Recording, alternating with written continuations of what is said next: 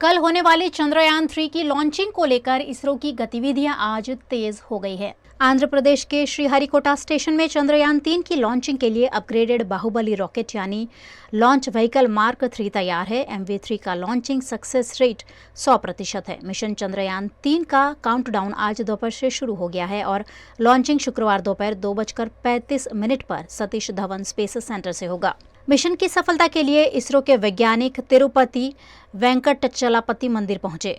वे पूजा के लिए वैज्ञानिक चंद्रयान 3 का मिनिएचर मॉडल भी अपने साथ ले गए थे। चंद्रयान 24-25 अगस्त को चांद पर उतरेगा।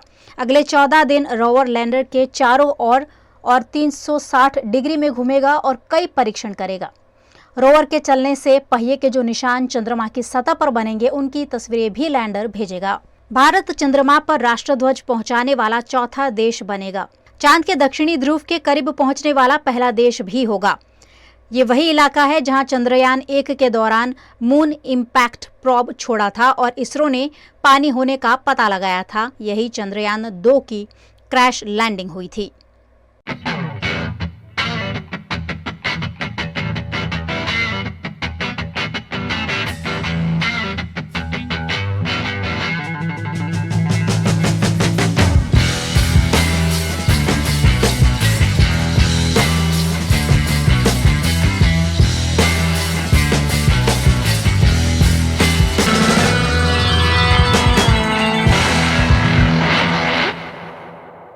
देश भर में इन दिनों यूनिफॉर्म सिविल कोड बिल का कुछ समुदाय विरोध कर रहे हैं, जिसमें गुजरात के नर्मदा जिला का आदिवासी समाज भी शामिल है। केंद्र की भाजपा सरकार द्वारा सूचित यूनिफॉर्म सिविल कोड का अल्पसंख्यक समुदाय के साथ साथ आदिवासी समाज द्वारा भी विरोध किया जा रहा है।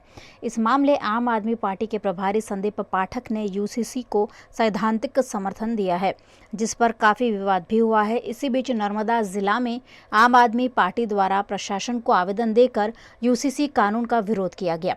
नर्मदा जिला के डेडियापाड़ा विधायक चेतर वसावा की अगुवाई में एक भव्य रैली आयोजित की गई, जिसमें सैकड़ों की संख्या में आदिवासी समाज के लोग शामिल हुए और प्रांत अधिकारी को आवेदन देकर UCC से आदिवासी समाज को दूर रखने की मांग की गई। યુનિફોર્મ સિવિલ કોડ જે લાગુ કરવામાં આદિવાસીઓ પર આ કાયદો ખોટો થૂકી મારવાનું કામ કર્યું છે, એના માટે આવેદનપત્ર આપવા માટે કલેક્ટર કચેરી આવ્યા છે।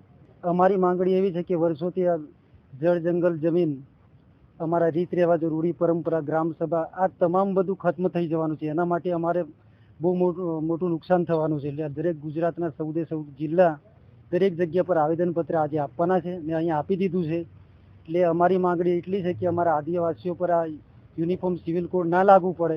જે અમારો જે કલ્ચર છે, જે આજે સરકાર જે અમારા પર આ કાયદો લાગુ થશે, આ બધો ખતમ થઈ જશે। અને જેમ કે સરકાર એટલું જ બધું હોય તો અમારા સમાજમાં શિક્ષણ છે, સારા હોસ્પિટલો છે, આવી રીતે અલગ અલગ અમારા જે સમાજ અમારો વંચિત છે એમના લોકો જાગૃત કરે। અને સરકારને અમે એક વસ્તુ કહેવા માંગીએ છીએ કે જે રીતે આ જો કાયદો લાગુ થશે તો અમારા આદિવાસી સમુદાયને બહુ મોટું નુકસાન થશે। આજે સ્કૂલોની અંદર પણ શિક્ષકો નથી, એ જગ્યાએ સમાનતા લાવો। સમાનતા લાવી હોય તો શિક્ષણમાં સમાનતા લાવો। ગામડાની અંદર જે ગરીબ લોકો છે એ લોકોને જે અમુક સહાયો મળે છે એ સહાય નથી મળતી અને ગેરકાયદેસર એજન્સીઓને આપી દેવામાં આવે છે। એ બધી જગ્યાઓ પર સમાનતા લાવો। શિક્ષણમાં સમાનતા લાવો। જે જગ્યાએ સમાનતા લાવવાની જરૂર છે એ જગ્યાએ સમાનતા લાવો। અને આ કાયદાથી અમારા સમાજને ઘણું બધું મોટું નુકસાન થઈ રહ્યું છે। અમારા જે હક્કો છે એ છીનવાઈ જઈ રહ્યા છે અને એ હક્કો છીનવાય ના, અને એના માટે અમે આ કાયદાનો સખત વિરોધ કરીએ છીએ। गुजरात के वडोदरा के हरणी में निर्माणाधीन घर के करोड़ों रुपए चुकाने के बावजूद कुछ लोगों को 2016 से घर का पोजीशन नहीं मिल रहा है, जो अब बिल्डर के खिलाफ आर या पार के मूड में है। वडोदरा के हरणी में राजेश्वर गैलेक्सी नामक साइट कई साल पहले शुरू की गई थी और यहां 2016 से उपभोक्ताओं को घर देने की शुरुआत भी कर दी गई थी। कई लोगों ने 50-50 लाख से ज्यादा रुपए बिल्डर को जमा करा दिए थे, लेकिन सालों बाद भी इन लोगों को घर का पोजीशन नहीं मिला है। पोजीशन मांगने पर बिल्डर उल्टा घर मालिकों को ही धमका रहे हैं। इस बिल्डिंग का निर्माण दुर्गा प्रसाद यादव और शैलेश यादव ने किया है। 2016 के अंदर मेरे से मैंने 4 फ्लैट यहाँ बुक करवाए थे। उसके सामने पेमेंट दिया हुआ है, आज तक दिया नहीं है रिटर्न हमको। अभी वो हमारे को एक ही चीज़ बता रहे कि भाई ब्याज के चक्कर में हमको घसीट रहे। अभी 16 में हमने पेमेंट दिया है और मकान बुक करवाए, अभी तक उन्होंने मकान ना दे रहे ना कोई चीज़। अभी ये गवर्नमेंट की स्कीम चल रही है ब्याज की, उसके लिए हमको घसीट रहे कि भाई ब्याज के पैसे दिए और हमको मकान भी नहीं दे रहे, ना पैसे की बात हो रही है। मेरे साले का मकान है, उनको भी पैसा अभी लोन भर रहे हैं लेकिन उनका मकान नहीं मिल रहा है। मेरे दोस्त का है गोपाल भाई, उनका भी मकान बुक करा है, उनका 25 लाख रुपया देने के बाद भी मेरे को नोटरी बयान करके देने के बाद भी वो मकान उन्होंने बेच दिया, ऐसा पता चली है, लेकिन वो मकान नहीं दे रहे। ऐसे मेरे दूसरे 3 दोस्तों को मैंने मकान दिए हुए। टोटल मेरे यहाँ 9 मकान फ्लैट बुक है, लेकिन अभी वो मुझे बता रहा है ब्याज के पैसे के घसीट रहा है। मेरा फर्स्ट फ्लोर पर A103 में है, राजेश्वर गैलेक्सी में।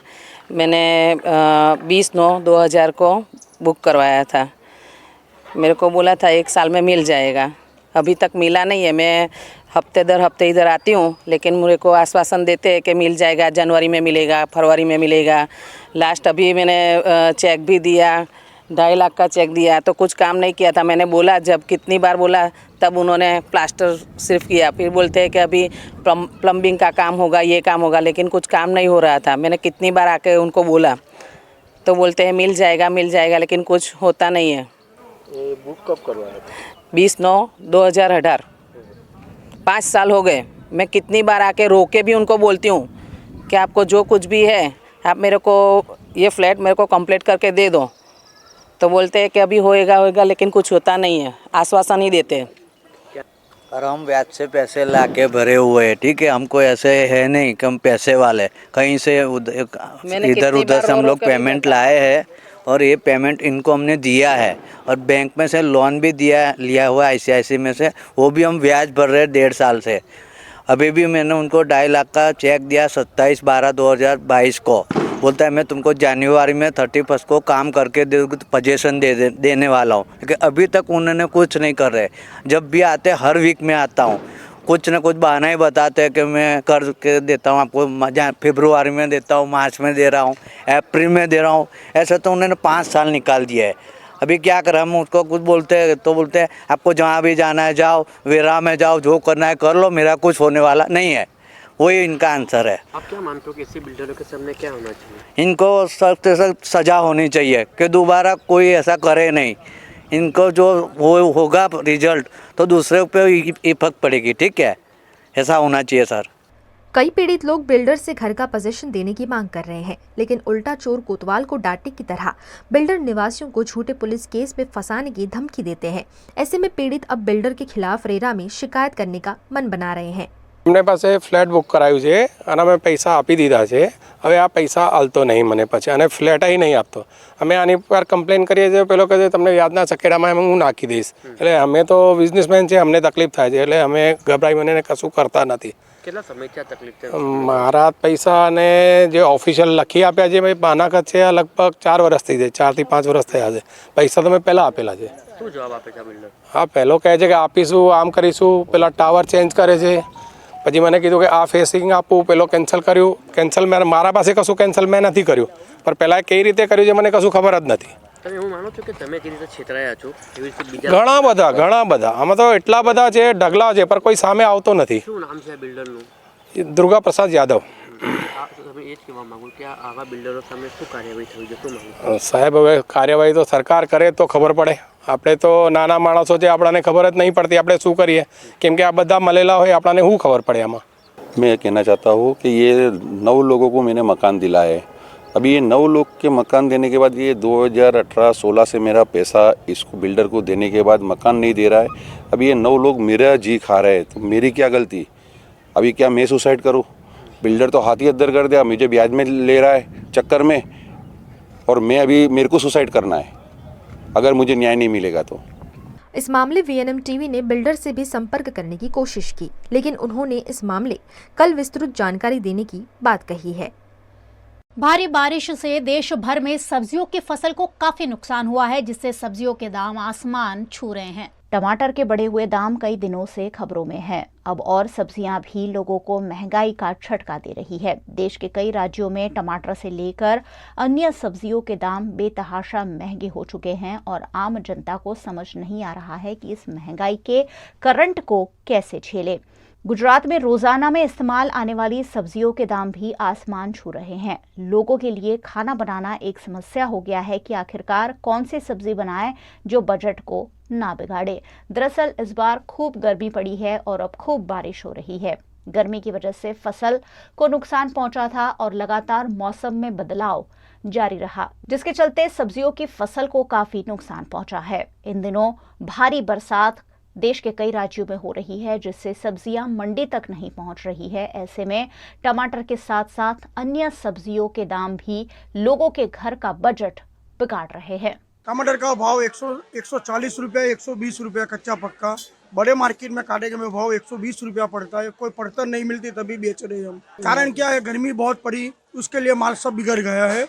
माल में रोस्टर बर्फ और फेंकने के लायक बहुत निकलता है। आधा केट अमुक में निकल जाता है, आधा कोट में कोरा कम निकलता है, इसलिए उसका भाव है अभी यहाँ पर। ऑल इंडिया में वही भाव है, यहाँ कर का भाव का नहीं। ऑल इंडिया में लेवल पे सब 120 रुपया, 30 रुपया बड़े कांटे पे भाव है, इसलिए उसका भाव यहाँ पर है। मार्जिन एकदम कम है, तभी ग्राहक के लिए हम 140 रुपये से ज़्यादा नहीं लेते। હમણાં વરસાદના કારણે માલ ઓછો એના લીધે ભાવ તો રહેવાનો જ છે. માલ તો માર્કેટમાં મળતો નથી, અહીંયા વેચાતો નથી, એવું છે, મંદી ચાલી રહી છે. હમણાં 60, 80, 60ની આસપાસ બધું વસ્તુ એ ભાવે ચાલે છે. इसके विषय का क्या है, भाव तो बढ़ने वाला तो बढ़ गया है, वो बाहर से आता है इसके लिए भाव बढ़ता है। इधर का माल तो कुछ नहीं, लोकल माल है तो दूधी है, भिंडी है, रिंगन है, वो सस्ता है। दूसरे मतलब मक्कई सस्ती है, और पापड़ी है, टामेटा है, बेंगन है, એવું અમુક શાક બધું મોંઘું મળે, બીજું બધું અમુક વસ્તુ લોકલ જે એને આવે તે સસ્તી મળે।